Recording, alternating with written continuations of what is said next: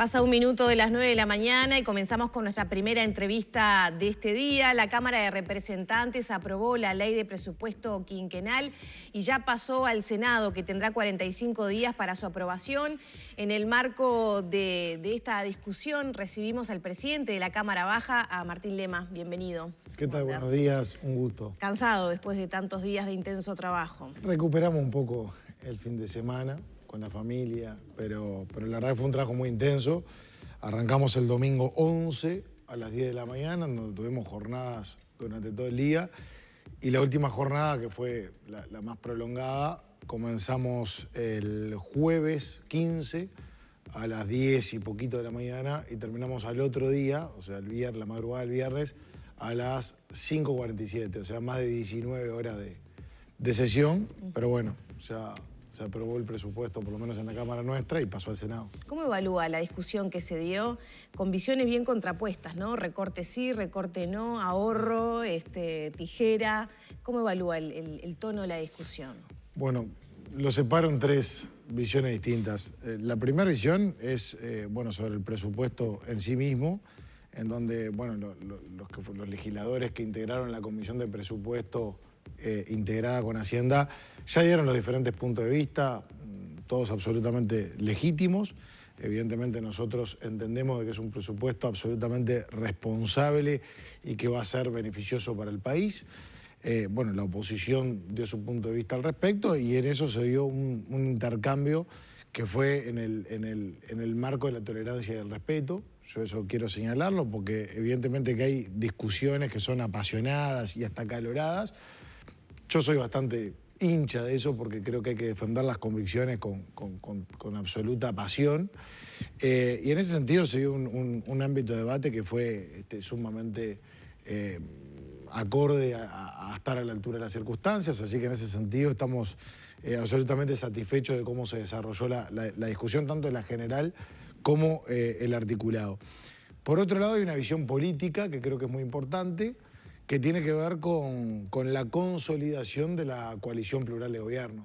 Claramente una consolidación en donde a lo largo de este año se han pasado pruebas que a mi juicio son muy importantes porque uno puede, cuando asumimos el gobierno el 1 de marzo, uno aspiraba a que funcione la coalición, pero eso era una aspiración o una creencia, un acto de fe de que esta herramienta iba a funcionar. Otra cosa es verla plasmada en hechos. Y la coalición plural ha sabido enfrentar diferentes circunstancias, desde lo que fue la pandemia a partir del 13 de marzo, en cómo se posicionaba, cómo se articulaba entre 5 partidos políticos en torno a una crisis que había que enfrentar, y eso se dio en forma satisfactoria. No estoy hablando de los resultados en sí mismos, desde el punto de vista sanitario, que los parciales, más allá de los rebrotes que han aparecido, creo que todos consideramos como positivos. Pero más allá de eso, lo que ha sido cómo se paró la coalición a ese tipo de episodios, creo que fue sumamente importante. Pero después tuvimos la LUC.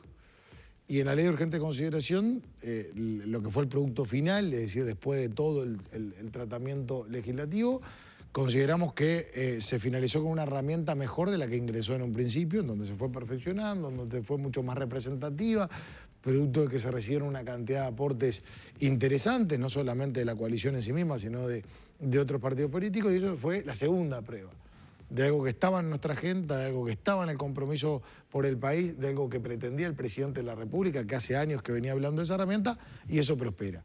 Y ahora estábamos nada más ni nada menos que ante un presupuesto nacional en tiempos de la crisis que todos conocemos, en donde también había que ver cómo se articulaba, en donde había que ver cómo se paraban los diferentes partidos políticos, primero en la interna de la coalición y con respecto al resto de los partidos políticos.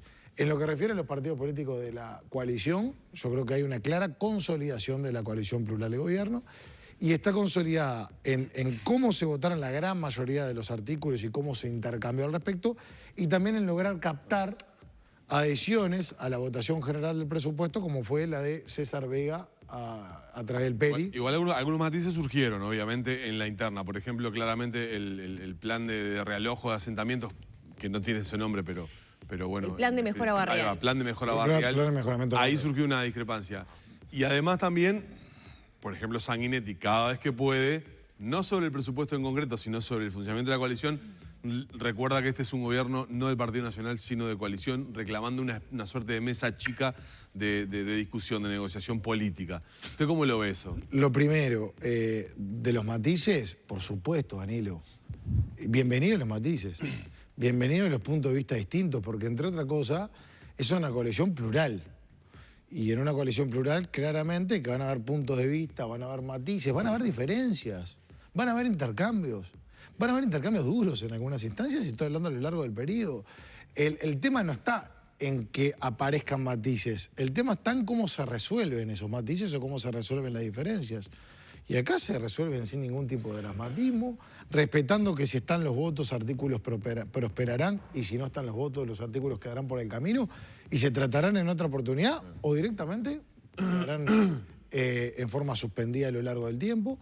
Entonces, en ese sentido, yo lo veo como algo que en realidad fortalece la herramienta, porque habla de una pluralidad que lo que ofrece es una mayor representación. Y sobre lo segundo, a mí no me corresponde hacer un análisis, una evaluación de lo que opinan actores políticos, como es el caso del expresidente Sanguinetti. Yo lo que creo que la valoración de la coalición hay que verla en acciones concretas. Para usted funcionó bien en esta instancia, sin problemas. Están los hechos. Después uno puede tener una expresión de deseo de cómo puede funcionar mejor, y es legítimo. O uno puede hacer una expresión de deseo de autocríticas cuando surjan las oportunidades. O uno puede hacer un reconocimiento de un buen funcionamiento. Ahí hay valoraciones subjetivas, que obviamente bienvenidas sean las valoraciones subjetivas. Ahora, ¿cómo medimos a la coalición? Yo por lo menos lo mido con hechos objetivos. Acá hubo una pandemia, como decía, el 13 de marzo. A mí me gusta hacer un relato de hechos, porque si no, no puedo hablar de una consolidación. Estaré hablando de un hecho aislado. Para hablar de una consolidación tengo que hacer una referencia a la etapa previa.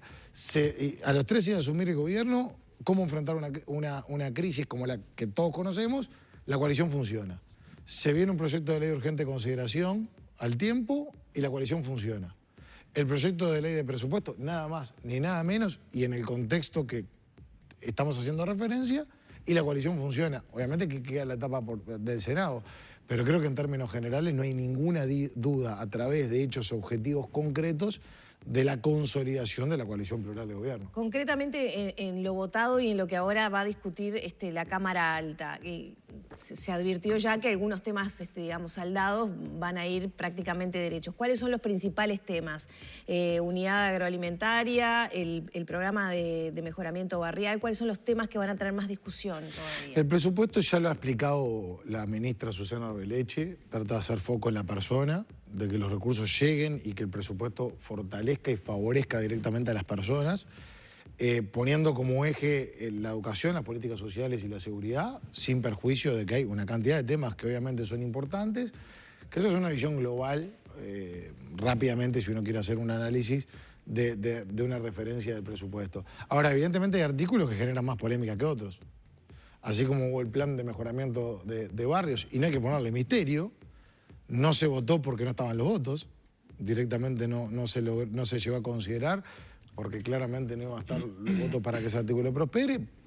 Si en el Senado se retoma o no el tema, por un tema también de respeto a la Cámara que lo va a tratar, no me corresponde a mí hacer vaticinar hechos que en realidad desconozco cómo va a estar el escenario. Bueno, pero hay temas que ya se sabe, digamos, que quedaron saldados y otros no tanto, ¿no? En el caso de la UAM... ¿Fue un error haberlo incluido?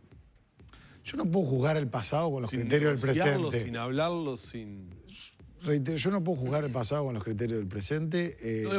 Porque legisladores de la oposición hablaron de rapiña, de arrebato, o sea, de mal gusto. Bueno, eso corre por cuenta de los que hacen referencia. Acá hay una propuesta. Una propuesta que evidentemente requiere un diálogo, requiere un intercambio, y después en algún momento hay que laudar. En la Cámara de Diputados se laudó a favor del artículo.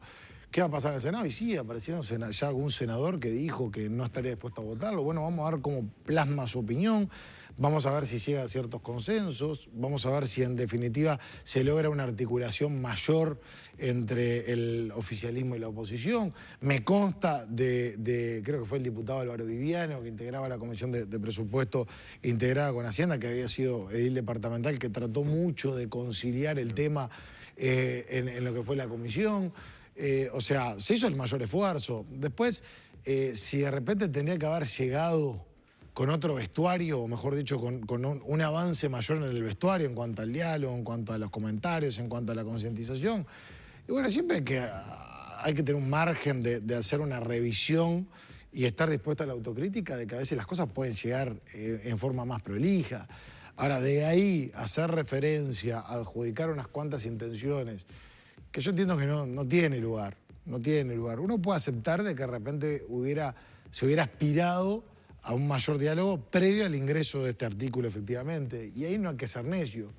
Si se está diciendo en una buena, si se está diciendo como comentario constructivo, uno tiene que tener la apertura de poder perfeccionar ese tipo de iniciativa. Ahora, todo lo que viene después me parece que es absolutamente desmedido. Entonces, bueno, sí, es uno de los artículos que en el Senado, porque ya hay expresiones que se han dado en forma pública, bueno, van a estar en consideraciones y veremos cómo sigue. Ahora el Senado tiene 45 días de plazo constitucional que empiezan a correr en el día de hoy, porque hoy justamente sesiona el Senado y le da el ingreso formal al proyecto de ley de presupuestos que entregamos el día de ayer a la vicepresidenta de la República, a Beatriz Argimón. Y después las modificaciones que haga el Senado vuelven a pasar a la Cámara de Diputados, que tenemos 15 días para evaluar si se aceptan o no tales modificaciones. Así que esperemos a ver cómo sigue el proceso. Igual, ahora estamos hablando de un par de artículos del Plan de Mejoramiento de Barrios, la UAM y demás. Ahora, casi la mitad de los artículos fueron aprobados por unanimidad. Eso es bueno señalarlo. Por otro lado, los que no fueron aprobados por unanimidad contaron cuando uno contabilizaba, y yo que en realidad cumplí un rol mucho más, obviamente, de moderador, de articulador, no me metí en el debate en ningún momento porque no corresponde como presidente de la Cámara, las votaciones eran todos 55, 56, 57 votos en la cantidad de presentes. ¿Qué quiere decir? Bueno, que a nivel del bloque de la coalición plural había un apoyo contundente en la mayoría de los artículos, en donde se captaba la adhesión del PERI en una cantidad también de esos artículos, y bueno, los que no, que son señalados puntualmente porque no son muchos, en el Senado veremos cómo se termina de dirimir los diferentes puntos de vista. Bien, Lema, le agradecemos mucho este tiempo, algo pendiente que estábamos para charlar luego de la aprobación del presupuesto, porque además lo tratamos casi prácticamente a diario la discusión, y estaremos atentos a lo que pasa en la Cámara Alta, obviamente que, como bien decía usted, se le da curso al trámite administrativo a partir de hoy. Gracias por habernos acompañado. Por favor, un placer. Gracias. Cerramos la entrevista con Martín Lema.